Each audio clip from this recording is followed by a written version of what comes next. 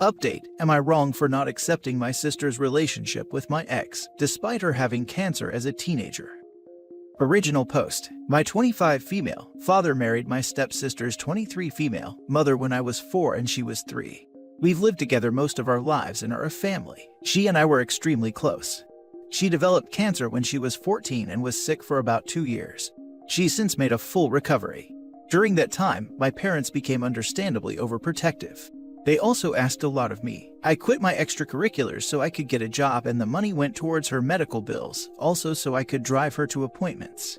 I didn't go to dances, and any fun activities I did needed to include her. I did almost all of this willingly, the exception being having to quit my high school volleyball team. I did throw a bit of a tantrum about that, but was swiftly punished. And I think having one emotional breakdown was pretty chill given the circumstances. Anyhow, I go to college and meet my ex, we'll call him Ben, when I was a junior. We fall in love blah blah blah. He and I move in together when we graduate, so we've been living together for about 3 years. We were serious, until July when I walked into my bedroom and saw him banging my sister. I broke it off, tears were shed, he moved out, etc. My sister apologized at first, but then backed off. I thought she was giving me space, but last week she called and asked if we could meet up. She told me that she and Ben were in love and were just telling me as a courtesy before they started posting photos online. Distraught, I left her in the restaurant by herself and did not pay my portion of the bill. She later Venmo'd me asking for the money. She told my parents, who then called me to their house, telling me how disappointed in me they are for not supporting my sister's relationship with Ben. They brought up the fact that because she had cancer as a teenager, she never learned proper social etiquette and has a hard time meeting people. I don't buy this, in part because I've seen her socialize just fine, and since we spent a good chunk of the time she was sick together, that would also mean that I should have bad social skills as well by that logic. They then told me that if I don't accept my sister and Ben's relationship, they may have to go no contact with me. I reminded them that I'm also their daughter, and they should understand my point of view, but they are adamant that this is about me being jealous of her. For the record, I'm not jealous of her. I'm not upset that Ben picked her over me. I'm sad about the end of the relationship and do feel betrayed, but Lord knows that I don't want to be with a cheater. What I'm upset about is the fact that my sister chose Ben over me. That she slept with Ben knowing he and I were in a long-term committed relationship, and continues to be with him knowing how much it hurts me. Now no one in my immediate family is talking to me, and I'm getting messages from aunts and uncles and cousins telling me that I'm the idiot and a selfish witch. Now for the top comments before reading the updates. Not the idiot. Your parents are enablers. Cancer as a teen did not shrink wrap her and isolate her from the entirety of human mores and values forever and ever. Amen. From what you describe, it sounds disturbingly like you have been deemed the cannon fodder of the family. Take some time for yourself and put them on the back burner. Is it just cancer, or any potentially life-threatening disease that gives an exemption? I really need to know because I might have behaved unnecessarily for many years. Not the idiot. I could have died when I was 8 and spent a week in a hospital on IV antibiotics. I'm not dead because my mom mentioned that I had chills with my fever, which are apparently normal for adults but only occur with children if they are in pretty bad shape. I had a fever of over 104 by the time they got me to the hospital. While I certainly wouldn't compare that to having cancer, I was sick for a whole week. I think I was out longer when I had chickenpox. But yeah, this is baffling. Cancer survivor doesn't equal cannot be held accountable for anything hurtful they do for the rest of their lives, especially when it was almost a third of her life ago, and she's an adult now. I'm guessing this sub is skewed, but a whole lot of people seem to not know that sleeping with partners of siblings and friends is a no-no. Unless you clear it with them first, if, they've been broken up for several years and it was mostly amicable. Not wrong. I had cancer as a teenager. I've managed to not sleep with either of my siblings' partners weirdly enough. Maybe you were on a different treatment plan. God, you're right, it'll be the socialized healthcare stopping me from living this timeline. I really am very sorry that your entire family are terrible. You are handling this with the grace that few could manage. Oh, don't you worry, I'm totally falling apart right now. I just have a dark sense of humor and no choice but to keep going with my life. Edit. I've been given a lot of food for thought. To be honest, while I've had moments where I've been resentful or upset about my teenage years, I've always thought that I did the right thing for my sister and for my family. And that time wasn't all miserable. I was very close to my sister, and we made things as fun as we could. But I didn't think of it as an abdication of my parents' responsibilities, or that they were doing wrong by me, which many of you pointed out. I definitely have a lot to think about. Thank you again for making me feel less crazy about all of this. Mini update. Sometimes you can only laugh. Just got off of the phone with my cousin who saw this post and said he could explain a few things. I asked him why he was on Reddit instead of school. He asked me why I was on Reddit instead of work, and I said touche. He told me that after my conversation with my mom, she went to his house and talked to my aunt. And here's the deal. Turns out my sister is not only in a relationship with Ben, but 4 months pregnant, which means she and Ben were banging for longer than I had even guessed. Apparently, my parents are so adamant that I forgive her because I'm already ruining their experience of their first grandchild. That's right, I'm less important than my stepmom posting ultrasounds to Facebook. This is where we're at. Anyhow, I called out of work sick the rest of the day, and I'm going to drink a lot of alcohol, like a lot of alcohol, and then start thinking about what the heck I'm going to do. Now for the first update. I was asked for an update and thus, here I am. 2 things to clarify before I update. 1. I didn't have a horrible childhood. The favoritism started when my sister was diagnosed. I moved out soon after and have been pretty independent since then. Not saying that how my parents treated me during those years were a-okay, but I wasn't Cinderella. 2. I did not drink myself into oblivion. I had 2 white wine spritzers, but I appreciate the concern from folks. Anyhow, the update. I got in touch with my sister and asked her to meet up again at a park, no bill involved. I asked her if she was pregnant, and she told me the truth. She said she wanted us to still be in each other's lives, and that she wanted me to be in her babies. A Redditor mentioned that she may ask me to be the godmother, and that person was correct. But as many of you pointed out, if I didn't cut her off, I'd just become her bank and daycare employee. So I told her I could no longer be in her life, and I left her crying on a park bench and felt like the crappiest person in the world. I emailed my parents and told them how betrayed I felt and that I'd be cutting off contact with them. To my stepmom's credit, she apologized. She explained that she never thought my sister would live to have kids and that she let her emotion over that get the better of her. Understandable. My dad said nothing, which is honestly what sucked the worst about all of this. Ben tried messaging me from a burner account for the first time since the breakup, but I blocked him without reading it. I didn't go nuclear and post the story to Facebook as some suggested, but I sent an email to the extended family members who I care about. I explained the situation and how I'd be distancing myself from my family. Some have made it an us versus them situation, and as much as I appreciate the support, feeling like I'm in some valiant battle just makes me more tired. So I haven't been talking to much of anyone in my family. I feel lonely and crappy, but I think I made the right decision. Anyhow, not the most exciting update in the world, but hopefully everyone knows that I'm not dead. I do really appreciate the support I've gotten. It made me smile during a really horrible time. And hey, if anyone in the greater Boston area wants an extra guest at Thanksgiving, let me know. And I left her crying on a park bench and felt like the crappiest person in the world. You aren't. You made the right decision. Sometimes people aren't good to be in your life, and you have to do things even if they are hard. Keep trying to live your best life. Yeah, the sister really did this to herself. It's mind-boggling to think that you can do something so cruel to someone and expect them to just brush it off with no consequence. I'm glad OP is creating some distance here. There's no way the family wouldn't continue taking advantage of her. I feel so sorry for OP, considering her dad has shown his true favoritism and now basically knows that she has lost her parents' support. I hope she gets through this and finds people that truly support her. They might come around once the consequences of their actions sets in now. Lots of people will take advantage of you as long as they think they can get away with it. I'd still recommend OP taking some time away for now, even if he apologizes though. I'm sorry things turned out this way and that you aren't a priority to your parents. But seriously, does she not realize that? Hey, you and Ben were still sleeping together during those months, and he could have just been stringing her along. B. Has she never been in a relationship? How would she feel if you had done that to her? C. She can always wonder now if Ben is cheating on her with someone else, but it would be karma. Ultimately, I hope your parents realize that you are just as important as she is, and their behavior is pretty horrible. Good luck. A. According to her, neither wanted to hurt me by telling me, which, though. B. She's had a few boyfriends, but they've only lasted a month or 2. C. For her sake, I hope he doesn't. D. My stepmom told me that they'll welcome me back with open arms when I choose to come back. I'm just not sure that I'll come back. They won't be giving up on my sister.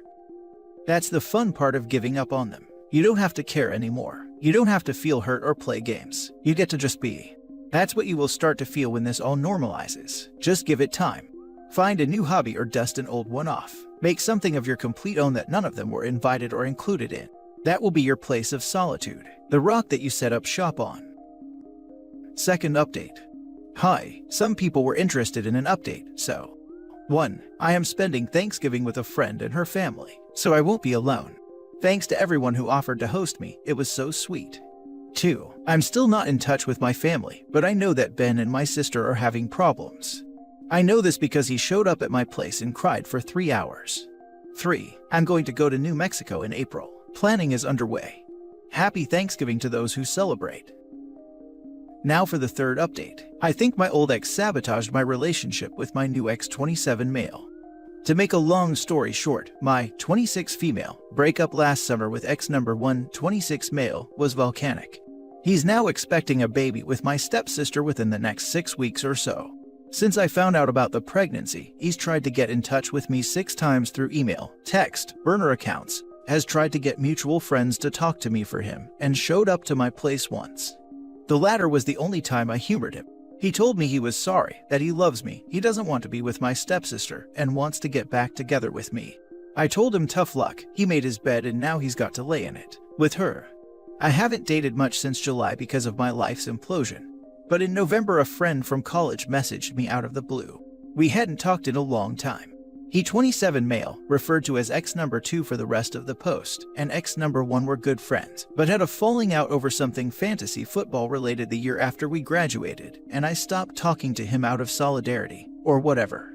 Anyhow, we go on a date. We click. We go on a few more dates. We become exclusive in early December. I was feeling really hopeful about this until this morning. I was supposed to meet ex number 2 at a New Year's party last night. He got there before I left the house and texted me saying that ex number 1 was at the party and asked whether I still wanted to come.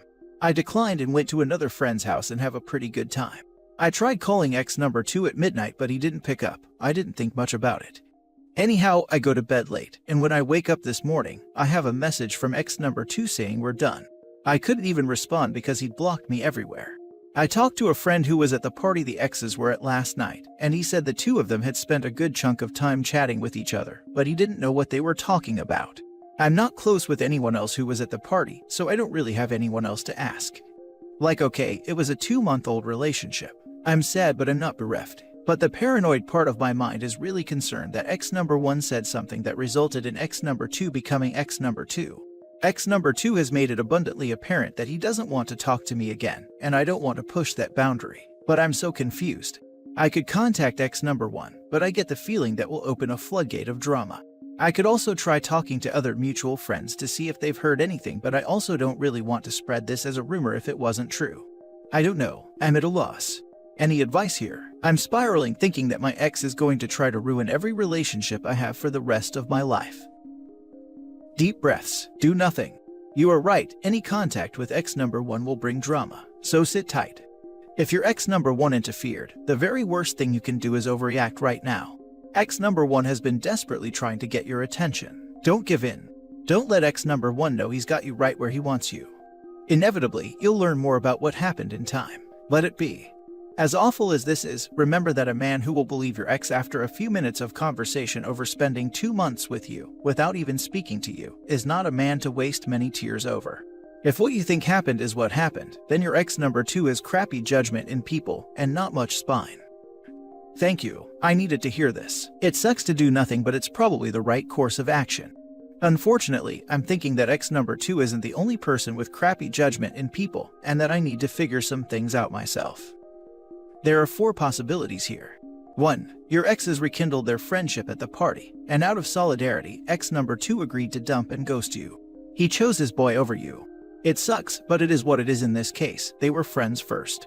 2. Ex number 1 said something disgusting and untrue to ex number 2, and instead of confronting you about it first, he went the dump, ghost route, in which case you've dodged a bullet. Who would want to be with someone who blindly takes an outsider's word about you?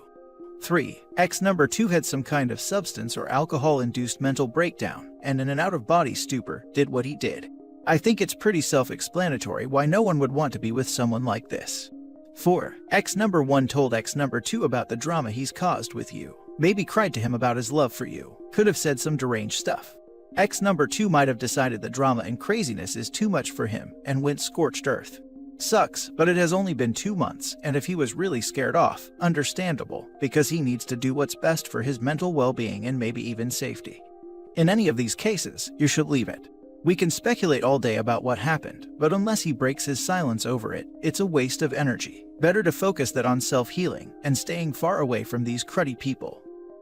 Or ex number 1 stole ex number 2's phone and typed the message and blocked her. Now ex number 2 thinks she's ghosting him. To be honest, I wish it had been one of these. Turns out, he got wasted, hooked up with someone else, and blocked me so he wouldn't need to have an uncomfortable conversation. He knew that after everything that happened, cheating's a bit of a trigger for me. Ex number 1 is guilty of many things, but innocent here. I was being paranoid. Now for the 4th update. I'm beginning to think that there's something wrong with me. My last 2 partners have cheated on me. The first was a very serious relationship. We lived together, we talked about marriage and buying a house. He even took 2 pictures of us as kids and photoshopped them together to show what our kids might look like one day. The result was terrifying but hilarious, and I had it as the background of my phone for a month. I walked in on him sleeping with my stepsister. Now she's pregnant, due in the near future, and he's with her. I know he's not happy. I know he regrets what he did. I know that he loved me, and none of that stopped him from sleeping with my stepsister in our bed. I've spent so long now being upset at her and writing him off as just a bad decision that I wasted time on. But now I find myself mourning what we had. My stepsister and I grew up together and have loved each other most of our lives. So it felt like that was the betrayal. But he and I chose each other. Out of all the people on the earth, we looked each other in the eyes, committed to each other, and made the promise to stay faithful. And he lied. And he lied and he lied and he lied. And he let me go on loving him while he lied. And then a few months ago another guy comes into my life, and for the first time in ages I felt hopeful. I thought to myself that maybe I could actually move on and live my life. I wasn't in love with him, but he was the kind of man I thought I could fall in love with. We were exclusive for about a month. Before we made the decision to be exclusive, I told him everything that had happened with my first ex and told him that I could never be with another cheater. I wake up on New Year's Day to a text saying we're done. When I tried getting in touch, I found out he'd blocked me everywhere. Turns out, he met someone at a New Year's party and hooked up with her. Instead of telling me, he just blocked me everywhere and sent a lackey to message me a few weeks later with the real story and a half-baked apology. I want to be angry, and maybe a part of me is, but as I'm sitting here, I'm just thinking, what if it's me? What if I'm just not lovable? What if it's never going to happen for me? The thing is, I've been a pretty confident person. I went through BS as a kid, but I got through it and grew stronger. I'm pretty good looking, though I've admittedly put on a little weight in the past couple weeks. I've been told that I'm fun, I hold down a good job and make decent money. I also live my life according to my values. I've always put my family and partner first, because that's just how I believed it should be done, and I thought that I would be prioritized in turn. I've lost most of my family, because they'd rather have my stepsister's baby in their life than me. My friends have been fair weather for the most part, and I know that I'm a laughingstock in my friend group, as much as they pretend to pity me to my face. I feel the little spark I've always had fading. I don't chime in on conversations anymore. I've stopped putting on cute clothes when I go out. I don't plan anything, so I don't have anything to be disappointed about. Soon I'll be the same age as my mom was when she died. I never knew her, but I've always loved her, thinking of her watching over me. I don't remember the funeral, but it was one of those funerals where there wasn't a dry eye in the house. She lit up a room, people tell me. She was a good woman. In my worst moments, I wonder what it would be like if I died right now. Would anyone cry? Would anyone care? Would anyone even come? Anyhow, sorry for writing a novella. Just not sure what to do anymore and who to talk to. If you read all this, thank you. It is not you. These people didn't cheat because of you. They didn't cheat because they thought less of you or that you were unlovable. No, they cheated because they are low character, lying, cheating, self-centered snakes. Those adjectives say nothing about you, so stop thinking that way. Victims of infidelity want reasons for why people cheat on them. It turns out to be quite simple. There is something basically wrong with the person who committed the infidelity. It's never you, it's always them. Thank you, I appreciate it. Sorry that you have gone through all of this. You just happened to go out with a couple of a-holes. Who hasn't? Like you said about some of the other things in your life. It made you stronger, and this will also. Don't change or give up on your values. You will find the person for you, and it will be worth it. As for your stepsister, keep in mind she is with a cheater, and one day he will most likely cheat on her, and she will be raising a kid with a cheater for a father. Stay positive that things will work out. You have a lot going for you, and you should always remember that. Fifth update. Hello folks. I thought that things on the internet died after a couple days, so color me surprised when I still get requests for updates on the regular. Long story short, I don't have much to update. I didn't end up going to New Mexico because I conveniently got COVID the week before I was supposed to go. The baby was had, but I have had no contact with the baby or their parents. I've done a pretty good job of insulating myself from news about them and the rest of my family. My life is pretty much the same as it was. So, sorry to the folks who are hoping I have some kind of happy ending to slap onto all of this. Things are improving just because time barrels on, and you can grow numb to most anything given enough time and distance. But I have had no grand revelations, have not met the love of my life, nor had elaborate revenge on those who have wronged me. I am going to Europe for the first time in October though, so that's exciting. I will say this, while I appreciate the solidarity and sometimes colorful language used to describe my sister and Ben in my DMs, I wholeheartedly ask everyone reading this not to waste their energy on hating them. They're now parents to a newborn, and regardless of the things they've done in the past, I hope that they can come together as a happy family and raise their child in a loving, healthy home. Hating them doesn't do anything for anyone, including ourselves, in the long run. Anyhow, that's the non-update update. I promise that if I meet the love of my life at the top of the Eiffel Tower, or more likely stuffing my face with waffles in Bruges, I will post another update. Until then, you can assume that I am living, trying my best, and am very appreciative of all of the people out there in the world who have read this saga and reached out with support, even if I have not had the energy to respond to everyone. Now for the last update as of October 17, 2022. Hi, just wanted to give a more recent, less depressing update. I am currently in my hotel room in Paris, eating a crème brûlée in bed, reading a romance novel, and about to go to sleep early. All is well,